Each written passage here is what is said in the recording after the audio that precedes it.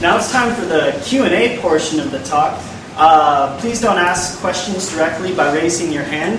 If you didn't receive a piece of paper when you came in, raise your hand and one of our volunteers will come around and give you a piece of paper for you to write your question on, and it will be given to me so I can address the question to today's speaker, Professor Grotjohn. Quickly about your personal background. So how long have you been in Korea?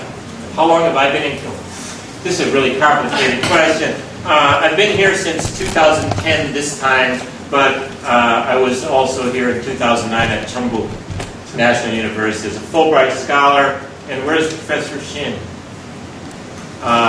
He's out. There's Professor Shin. And I first met Professor Shin in 1982 when I was teaching here as a composition and conversation teacher. And then from 1981 to 1984, I taught at Chonnam University. And then I went back to graduate school at University of Wisconsin and saw the homecoming parade. So lucky graduate. Okay, Came back. You mentioned in your biography that you were a youth soccer coach back in the U.S.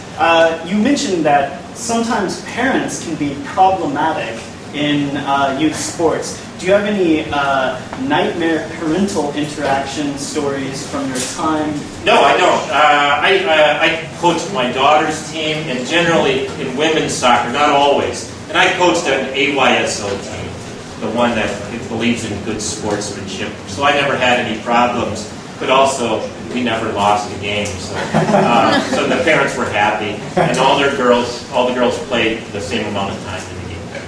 So you were a soccer coach. Is soccer your favorite sport?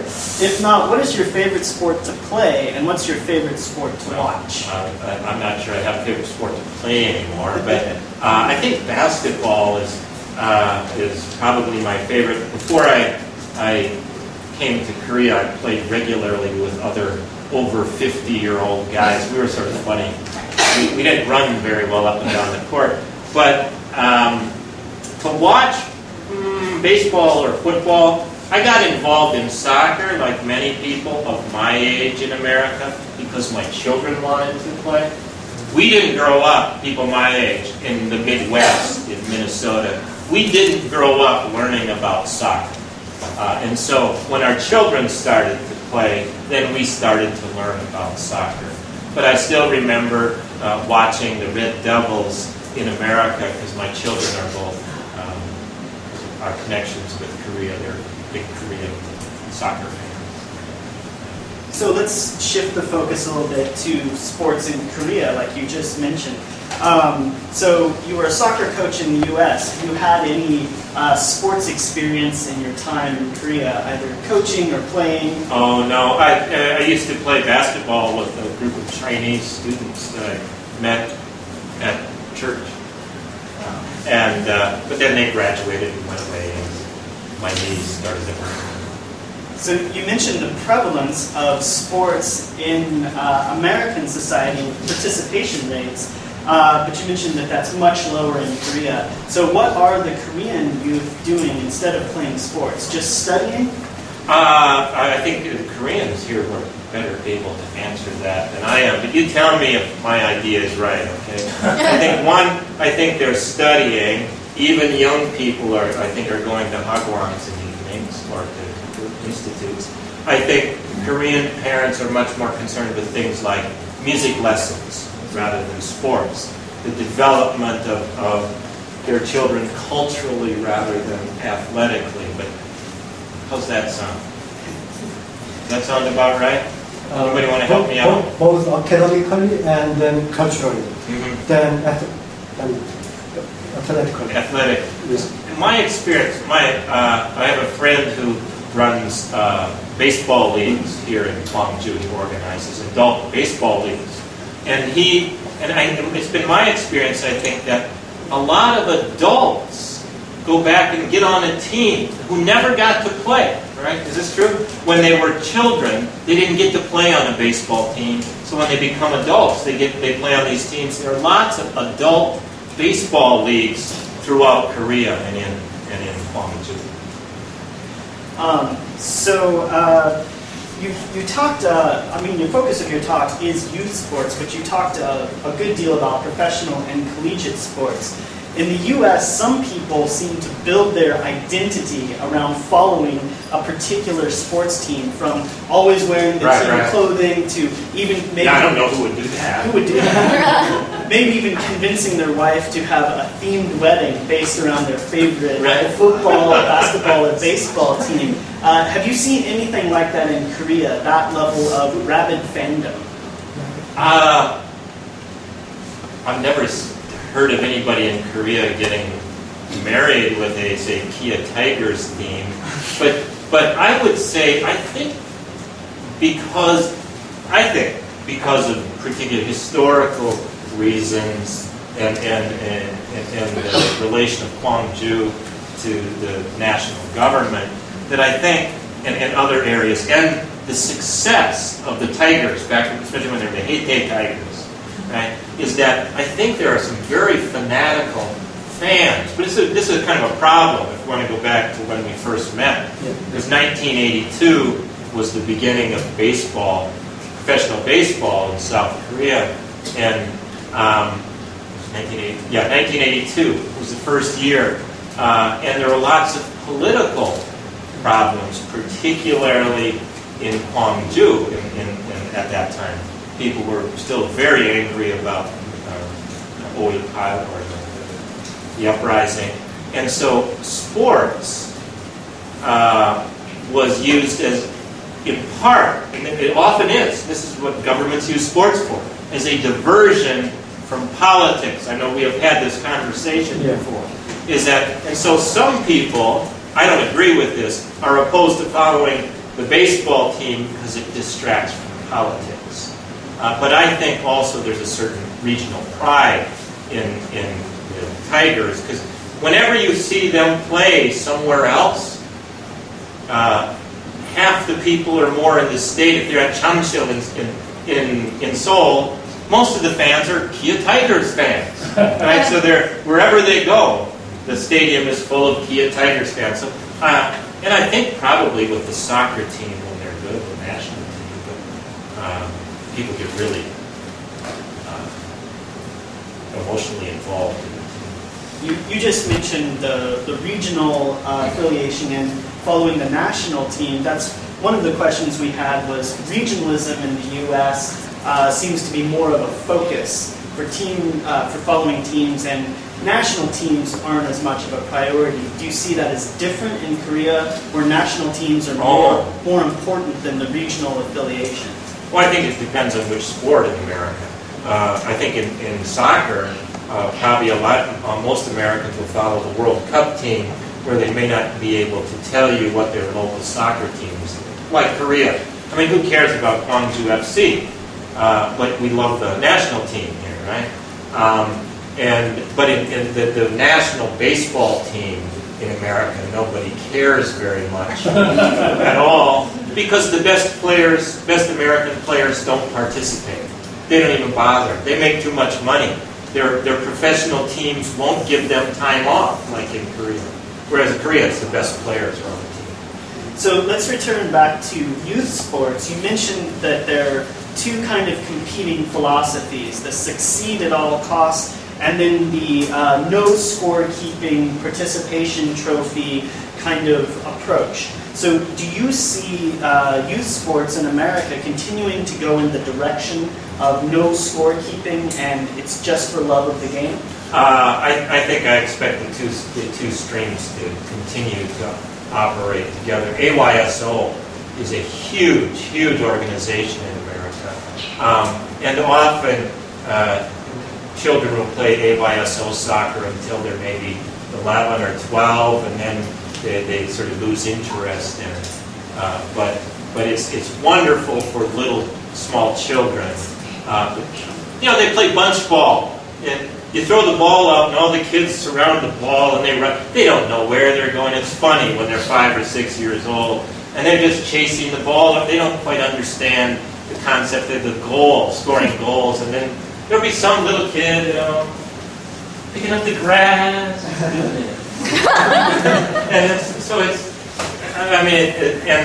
there's a lot of space, particular for younger children, for things like that. Particularly in soccer, because everybody gets to go out and run around. So I think both of those things will continue. Baseball and football, unfortunately, get so competitive with the parents in America that I don't think. I mean, football is not a sport for let's all have fun, and you run into each other really hard and knock each other down. That's not conducive to friendly behavior. You mentioned the effect of that running into each other, knocking each other down. One of the serious discussions right now in America is the effect of concussions in football. Right now, the big topic is with professional athletes about life-altering after effects from head trauma in the sport. But this is trickling down into the youth ranks where, like you said, there was an attitude before of, my son can't do homework, he has to play football. Right. But now the attitude is changing towards, should we let our son play football? I think that mother still has not changed her attitude. I think this is becoming much more public because football are a much more public discussion because football is a very violent game and people get hurt. Although the number one sport for injuries, the last time I looked at the statistics for high school age students was soccer, and soccer also they have a lot of head injuries. Soccer started. Some leagues require that they wear those pads now for headers because there's actually can be more repetitive concussive impacts with your head in soccer than there can be in football. So we'll have a few more questions here. One other issue in professional sports that might be trickling down into the youth ranks is the use of performance-enhancing drugs. Can you talk about how much using things like steroids and human growth hormone, how much is that becoming a problem in youth sports? I don't really have an answer to that one, but I don't think, perhaps in high schools, it can be a problem, and certainly it is in colleges, in big colleges that invest a lot of money. But I haven't done a lot of research on that, but I do think it's a problem that needs more control. There's so much money in college sports. The big colleges, there's so much money that the colleges can make that there's a disincentive, an incentive for them not to keep control over those substances and to overlook the cheating by their players. And I think that's a real problem in American sports. I don't know the extent of it, however. One question that might seem a little foreign to much of the Korean audience, in a society that's in the high 90% ethnically homogeneous, can you comment on maybe some of the issues that arise in American sports tied to race? That's certainly better than it has been. This summer I went back to visit my family in America, and the film, one of the films on the airplane was 42. You know what 42 is about? It's a wonderful film. It's the number for Jackie Robinson, his uniform number. He was the first black player, African-American baseball player in professional baseball. And so now, I've forgotten the day now. April 15th? That's right. It's April 15th.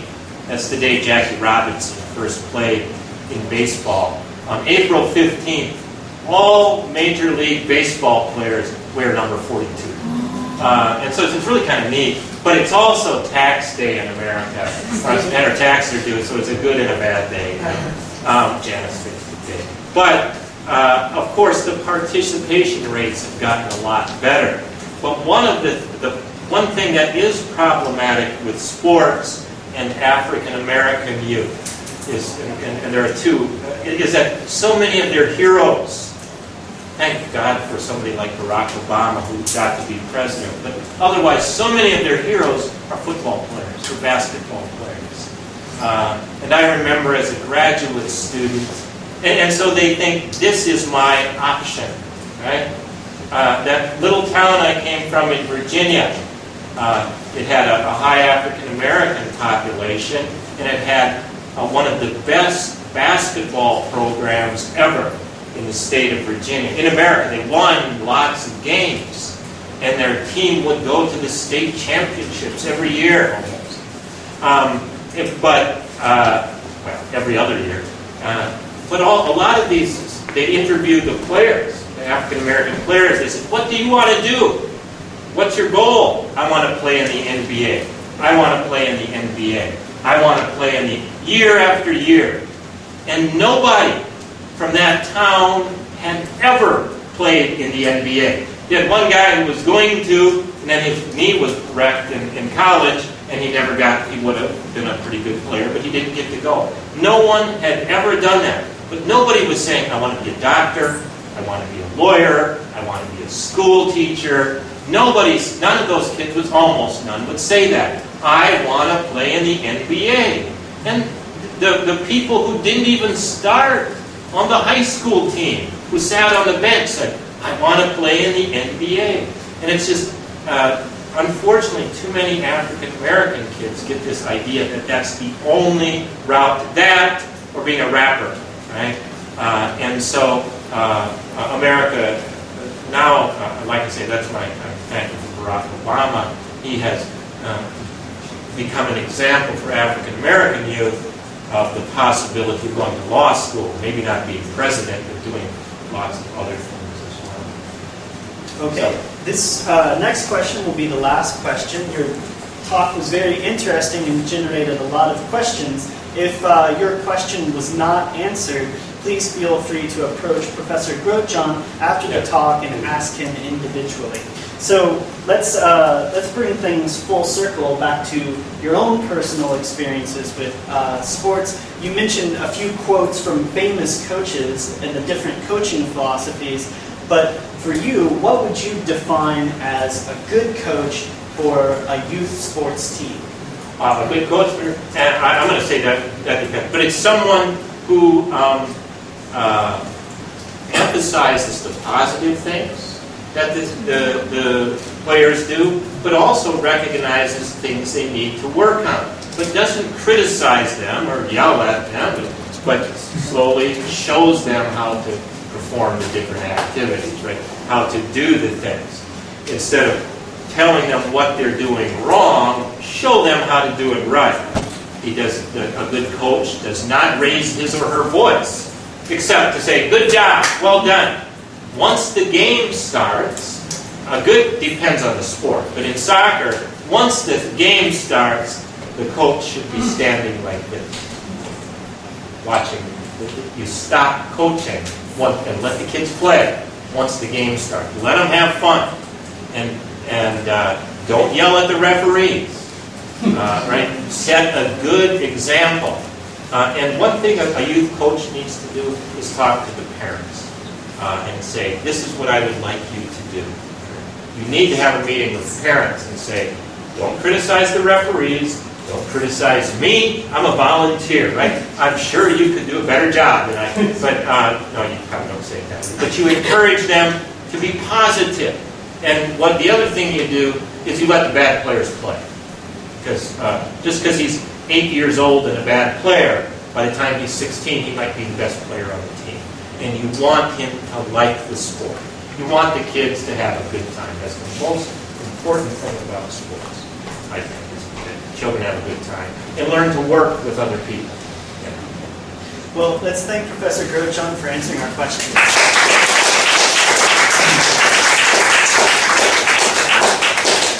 Thank you so much for your impressive speech. We have a small token of appreciation for you that will be presented by Dr. Shin Jung-soo.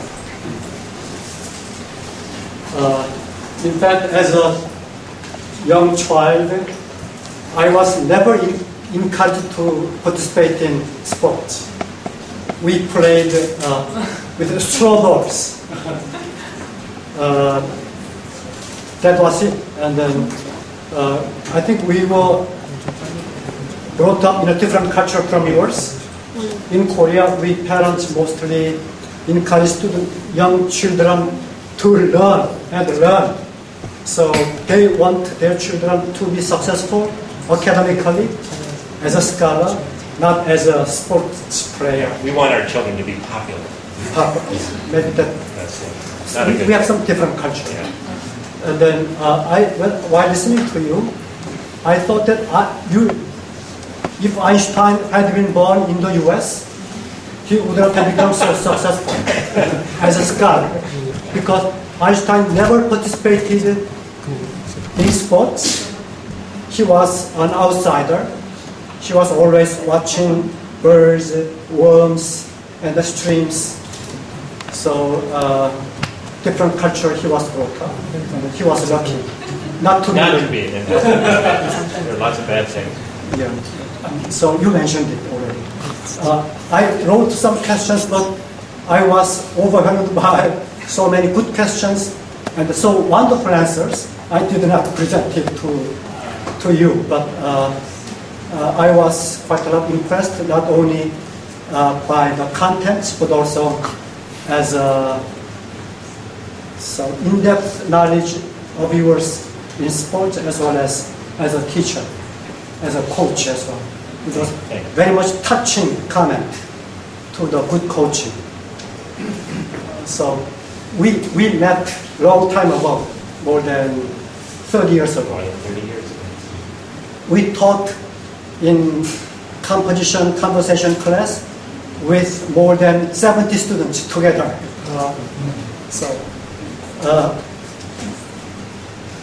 We do not remember I'm not sure how we managed it. I'm not sure they learned very much. Too many. Too many students. So we had so many good memories together. And then I was very happy when he came back to the department as a full-time faculty member. And then he was the first full-time faculty member from the US. Letter of appreciation to Professor Robert David Grotjohn. We'd like to thank you for your support to Gwangju citizens as a guest speaker at GIC talk on September 7th with the topic on youth sports in the US. Thank you very much. You're very welcome.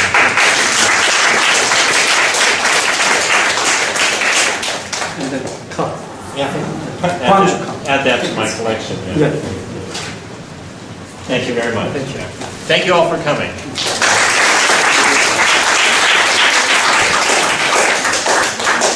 And if you would like to ask questions, I'll be up here waiting for a few minutes.